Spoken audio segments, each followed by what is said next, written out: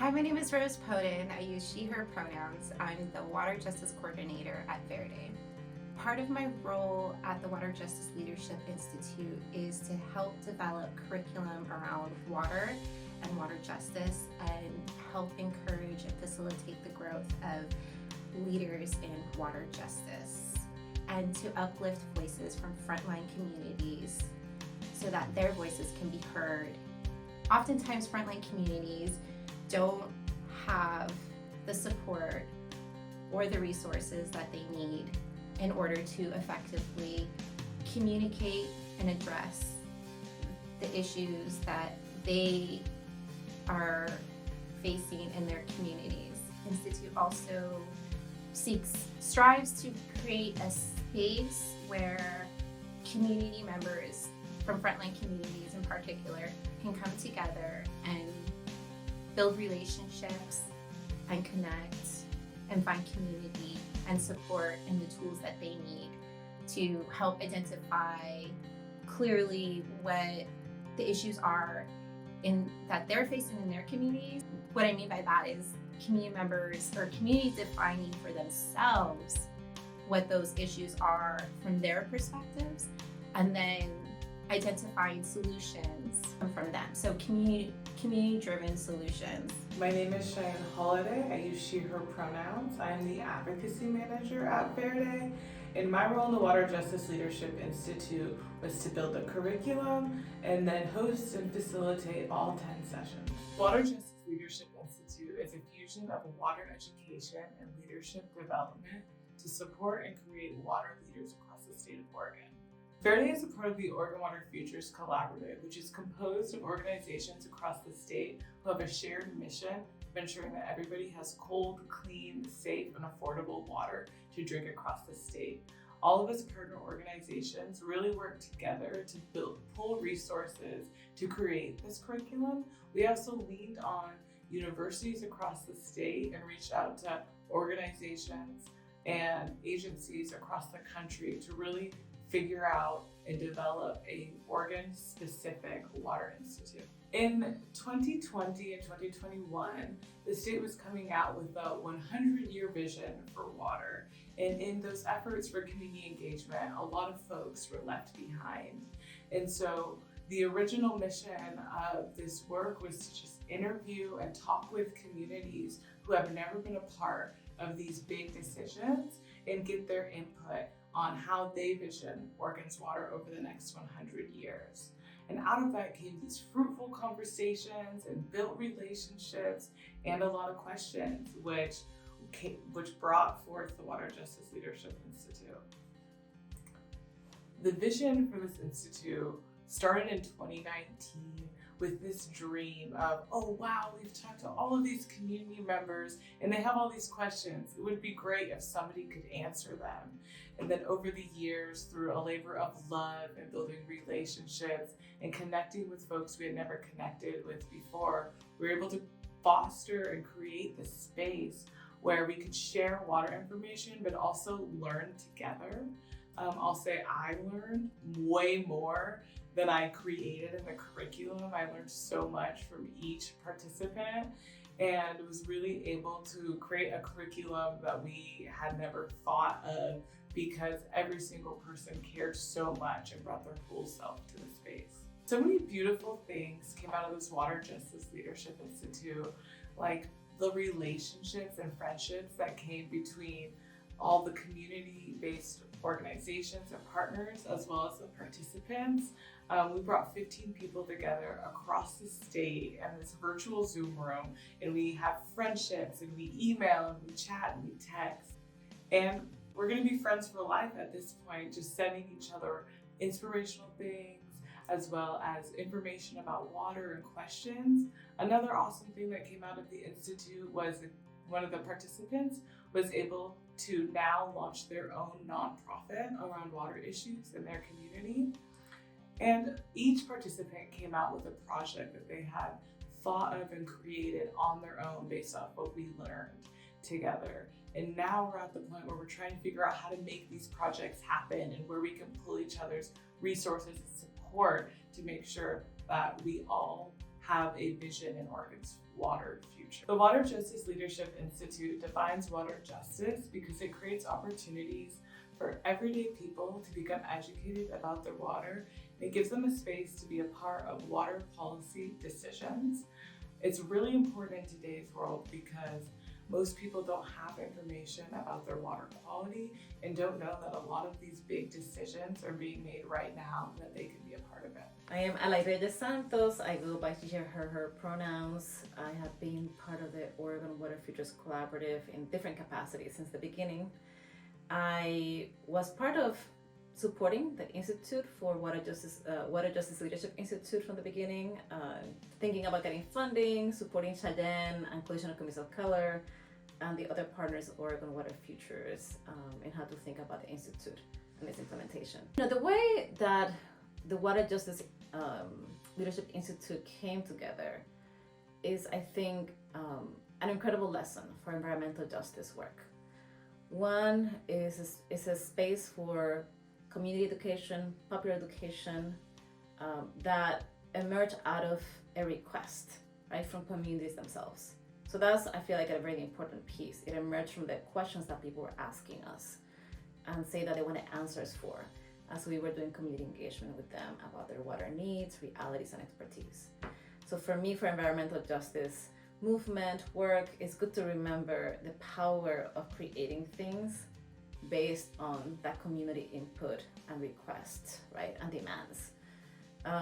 We don't always get to do that because things move so fast oftentimes, but that has been beautiful to be able to take the time to respond in that way.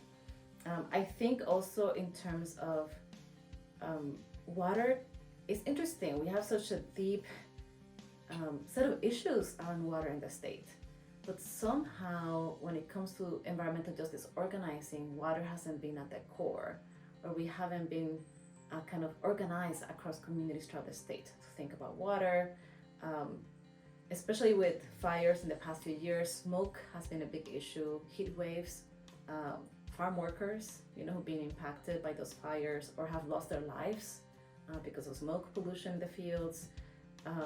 There's been wonderful organizing around those pieces, and we need to keep doing that work, as well as with energy justice work. There's been powerful work done on energy justice and leadership training by Coalition of Communities of Color, the Just Transition Alliance, and what water required specific attention.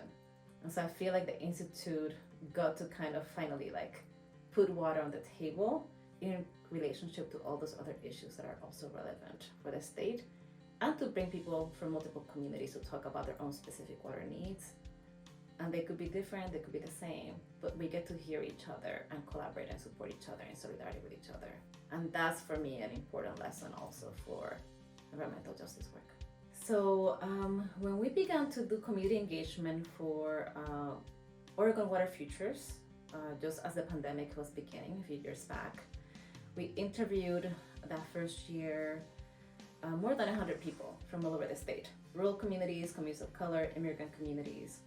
And one area where everyone coincided in the fact that they wanted to build capacity to advocate for water.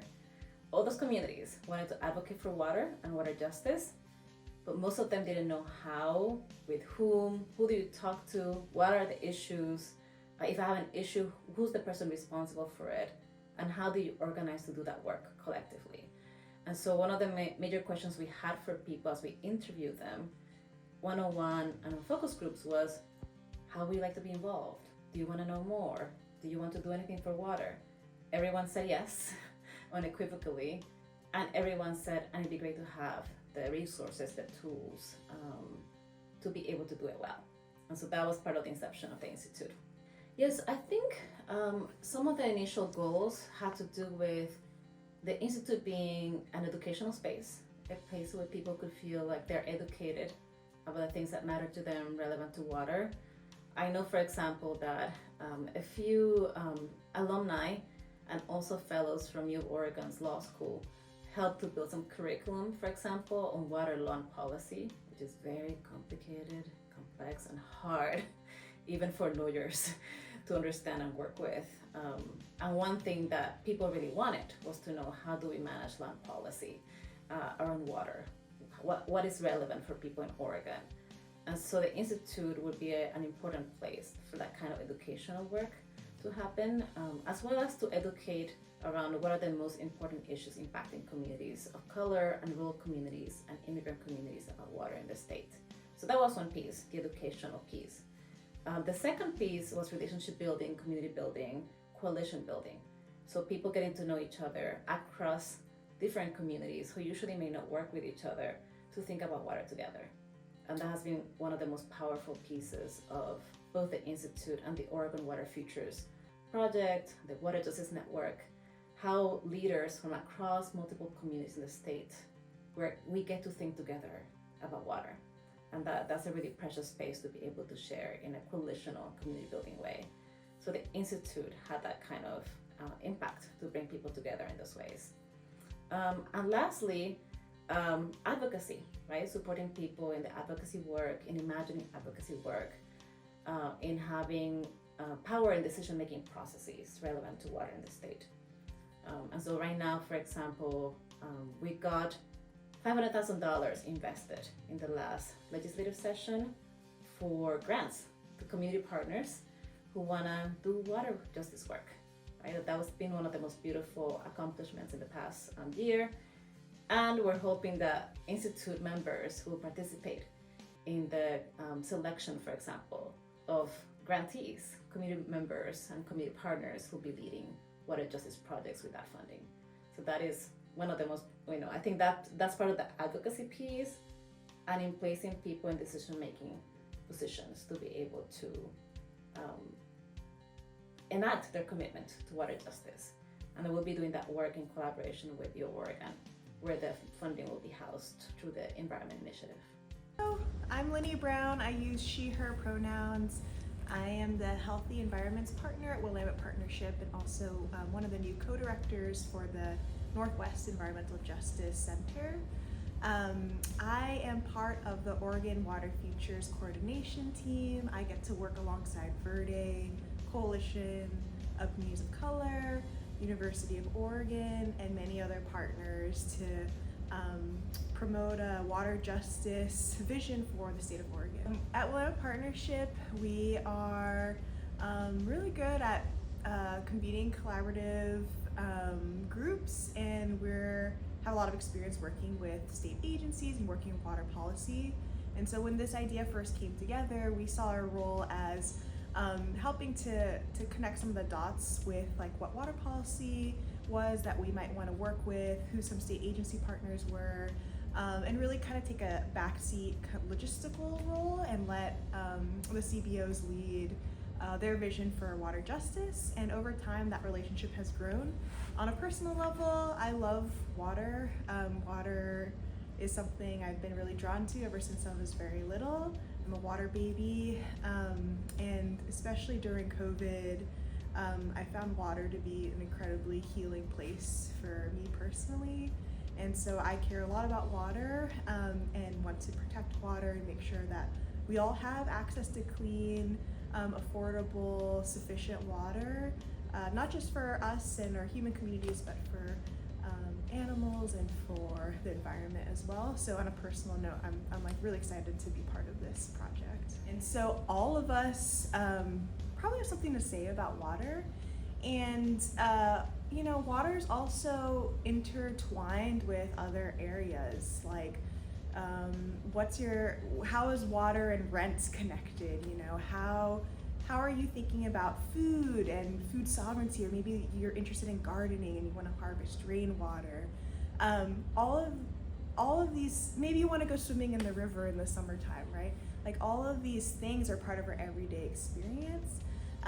And I would encourage folks to just start thinking about your own relationships to water, what water means to you, and tell people about that. Just start talking about water, asking, hey, where does my water come from and what can I do to help protect and take care of water, and just grow more awareness and talking to your neighbors about that. I think that's a great starting point. And then once you realize that your voice in water decision making is important, or you start talking to your neighbors and you're like, oh, we have an idea about what we can do together, then like the sky's the limit. You know, you can go and do a lot of great community projects together, but it all starts with a conversation about why is water important to you. I think the biggest injustice that we're facing related to water is that people that are on the front lines of different water issues, whether that be water security, water quality, water quantity, they are not part of the decision-making processes. So one example is several years ago when we were first doing interviews in the Salem area, there was a notice for folks not to drink water because of toxic algae blooms that had gotten into the water system. Folks didn't know right away that that was true, and once they did find out they couldn't drink their water, going to their local stores, they found that water prices were super high. They were being price gouged. And so, you know, these are the folks that should not only be really informed when there's like an emergency situation, but also be part of the solution too. You know, their networks, their connections, their ideas for how to get the word out, how to make sure everyone has access to safe and affordable water is huge. So for me, I think the biggest thing is folks who have been historically left out of water decision making or intentionally excluded or ignored, they need to be part of the process of doing better water management so that we actually care and take care of water for not just today, but for generations in the future too. I dream that there are more youth programs related to water and water justice in our schools. I think youth have really great ideas when it comes to water, and it's a great way to build community because they go and they share that at home and with one another, and there can be a lot of energy there and a lot of really good learning opportunities. I hope that the Institute keeps growing and that there's real resources to fund Institute participants' really great community ideas. And so I hope that there are funders out there that see the value in really investing in community-led projects and ideas. And then I hope that anyone who's working in the realm of water continues to take a lens around water and water justice, because it's going to take all of us, wherever our influence lies, to push at the edge of our authority if we're going to truly advance a vision for water justice in Oregon. Not just Verde, not just one group here and there, but all of us pushing at the edge of our authority. So I hope everyone learns a little bit more about water justice, figure out ways how we can redistribute power, and continue creating opportunities, real opportunities with funding and resources for communities to lead their creative water justice projects. Hello everyone, my name is Thao Tử. I am president of the Vietnamese community of Oregon. The Vietnamese community of Oregon is a non-profit organization that represents for more than 37,000 Vietnamese Americans living in Oregon. I originally came from Vietnam in 1991, and I have been living in the city of Portland, city of Klamath Falls for 32 years. I want to join the Water Justice Leadership Institute is because I want to make sure that everyone, especially minority group, get equally in water distribution. And I do know that water is so important to every of us, not only here, but over there and every single place in the world. Without water, we cannot do anything at all. We do need water to live. By attending the meeting, I learned a lot about water related to politics, water related to the economy, and also social justice and many different things around us. I've been told by some of civil engineers that sewer water come from the house, and lately it will go to the reservoir and it will change to the really good water that people can drink after that. But the other state, they don't have that benefit. So we need to conserve water. We need to distribute water to everyone, every place, especially the people who have really low income. Yeah, how to make them afford to pay for their water, how to make them feel comfortable to move on in their life. The more they receive water, the more happy they will be contribute to our society, make our society better. Yeah, make something simple. Yeah, work with the state, work with organization to save water. Yeah, look at it. We had benefits from nature. We get water, but other states they have to buy water from us. I believe that California have to buy water from us. Or some other place they don't have enough water to drink. Yeah. I'm Vivian Satterfield. I use she, her pronouns. My current role is that I'm proud to serve as the Chief Sustainability Officer at the City of Portland. But prior to that, I worked here at Verde as the Director of Strategic Partnerships. And my role in the Water Justice Leadership Institute was to be one of the supporters and leaders and to help steward this amazing body of work. Well, Verde has a very strong theory of change and occupies a really important space in the environmental justice movement here in this region, not just in the state of Oregon or the city of Portland or Hawley neighborhood, but also as a leader here in the Pacific Northwest. And so the Water Justice Leadership Institute occupies this nexus of policy, advocacy, leadership development, and building community power and capacity to really drive the change when it comes to important policy like water policy. Yeah, so the Water Justice Leadership Institute really came about because there was this growing body of work around water policy within Verde's advocacy team. And Verde's theory of change is always to connect not just policy and advocacy issues directly to individuals who are directly impacted by those issues, but to grow the leadership and to grow the capacity within everyday community members to participate in that policy and decision-making space. So even though the inception of it was this growing policy work, and it was sort of like, well, but we know that our communities are impacted by water issues, and we know that on a statewide level that there's a great need to develop capacity for community members to understand where their water comes from, how their water quality can be assured by local jurisdictions. And then of course, in this era of climate disruption and climate change, a greater need than ever to really look at the natural resources that we have within our communities. And we know from Indigenous activists and leaders that water is life.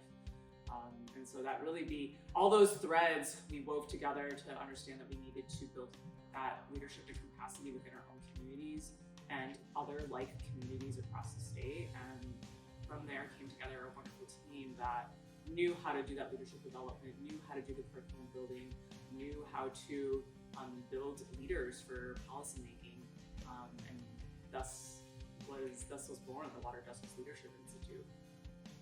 There are some things that are so fundamental, elemental, if you will, that impact all of us, regardless of race, class, ability.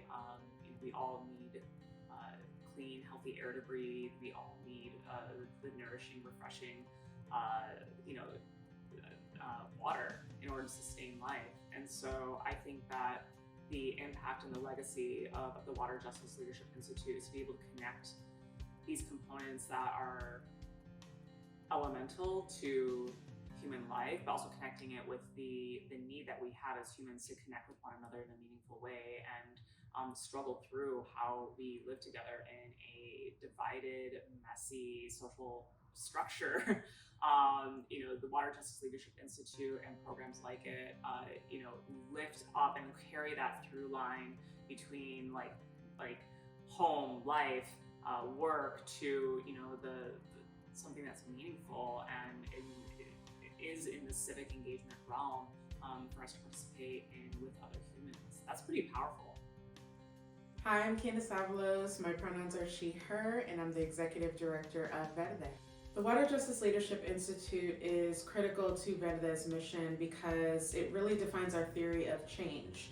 Here at Verde, we believe that frontline communities are the most important voice in addressing climate change. And so the Institute builds community around an area of expertise, gives them knowledge, and then teaches how to activate them directly back into their community. So for us, this really ties back to our overall mission of building environmental wealth. Environmental wealth is not just green infrastructure, it's also knowledge and education. And so this creates an opportunity for community members to feel empowered and to bring their voices to the table around decisions getting made for our water future. I believe that the ripple effect the Water Justice Leadership Institute has on our community is that it really provides a platform for people to build their knowledge and their advocacy skills, and then they can apply it back into their communities. So it's not just about, Portland, Oregon, where Verde is based. This is really a statewide approach because every part of our state has a unique water challenge. And so we're also building Verde's knowledge about how different communities are responding to these challenges, what their needs are, and that helps us build a political and legislative agenda.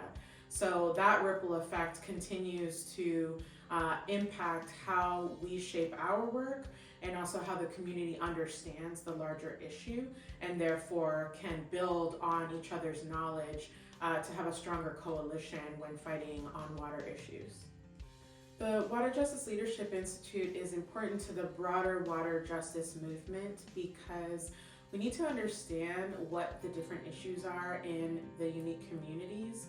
And by building a leadership bench, we're setting ourselves up for future advocacy opportunities, more leadership development, and being able to bring communities around this issue, which ultimately defines everything, right? Water defines our lives, and it is our right to have access to healthy, clean water. And so it really sets up a foundation for the relationships we need to build so that our coalition can be strong. Water justice, for me, is having a healthy relationship with water that considers the collective, that considers everybody, not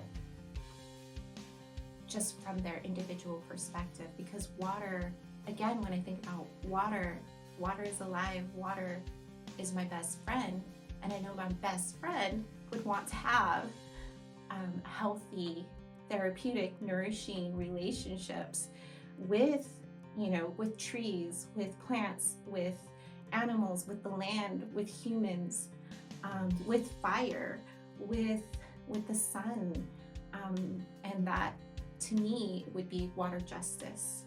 Water justice to me means that there's cold, safe, clean water for everybody to drink and play in, and that our fish are thriving, animals can drink from it, and it's accessible to all.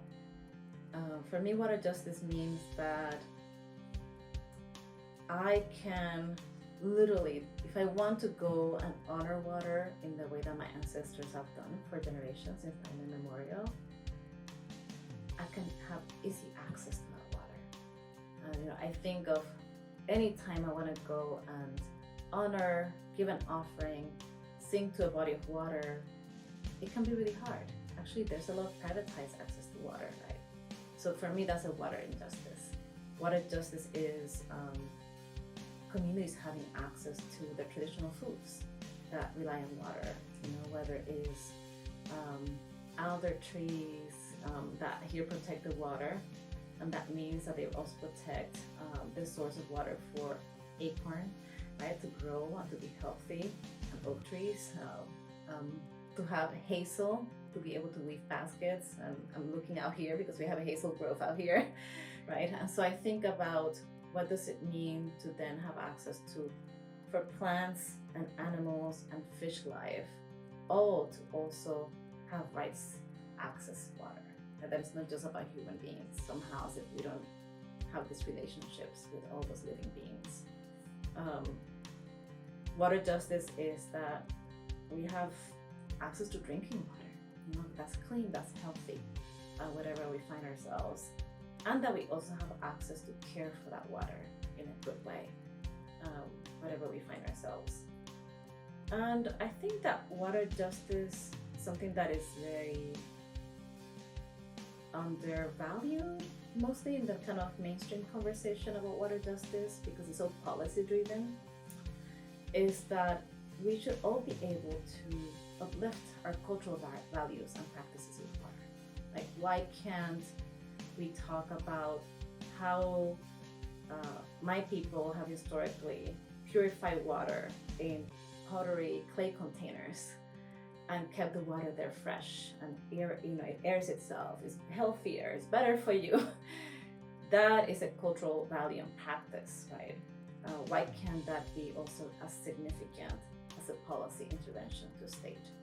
Or the transmission of that intergenerational knowledge about water stewardship in all the communities we talk to, right? Like across the board, Native, Black, Indigenous Latin American, Asian American, Pacific Islander, Arab, Middle Eastern, East African, all those communities share with us such beautiful stories about water back home, or water where they live here, or where they have always been since time immemorial, and the knowledge they have about how to care for water, and how immigrants apply the knowledge they have back home to here to care for water as best as they can, even having very little information about exactly how it works here, but wanting to know more.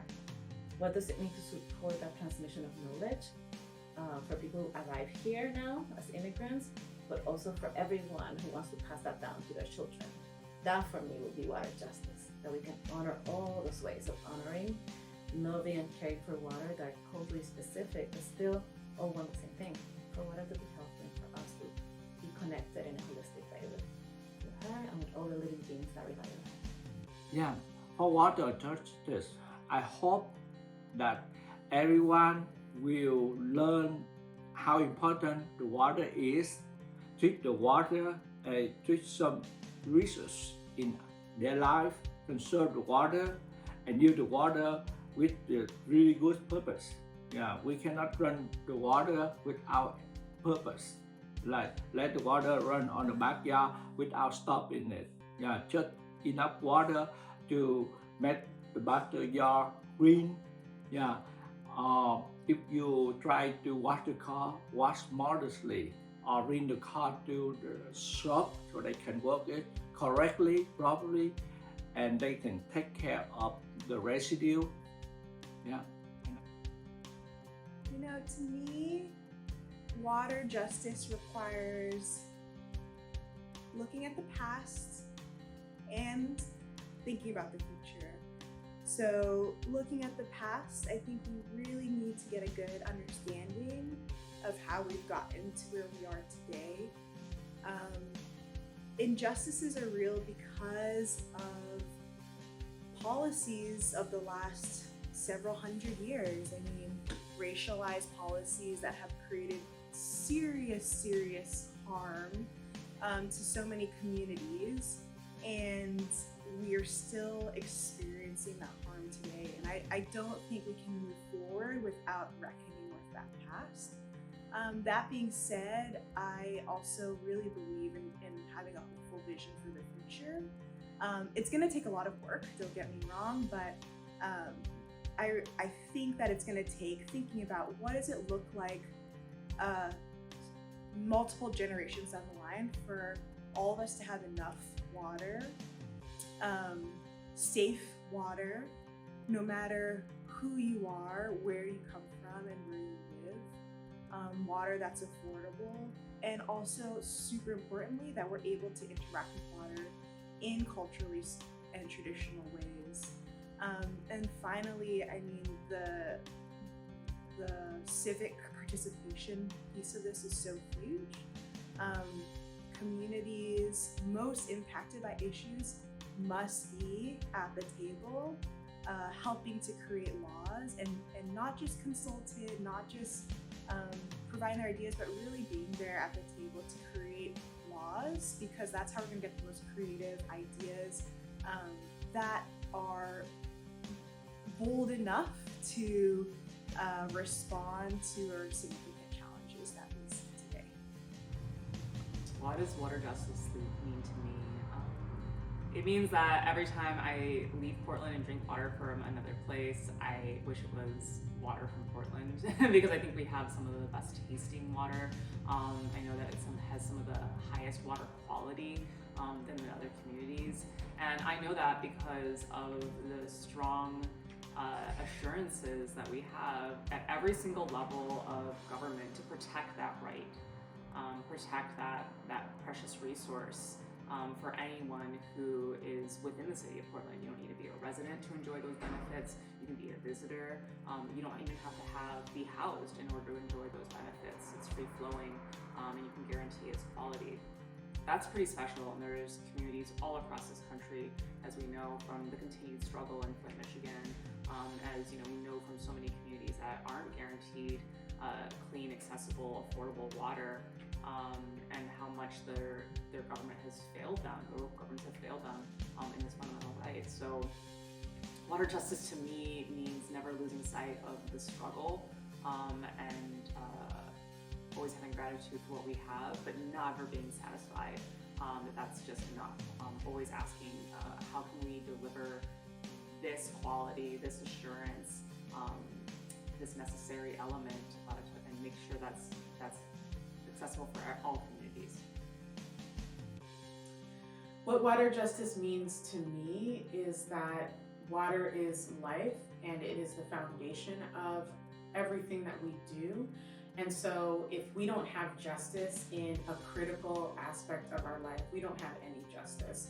So really it sets up the bigger picture for environmental justice in the movement, and us being able to build an agenda on this issue really helps set the frame for the larger climate movement, and also helps build these communities in a way that is sustaining the larger water movement.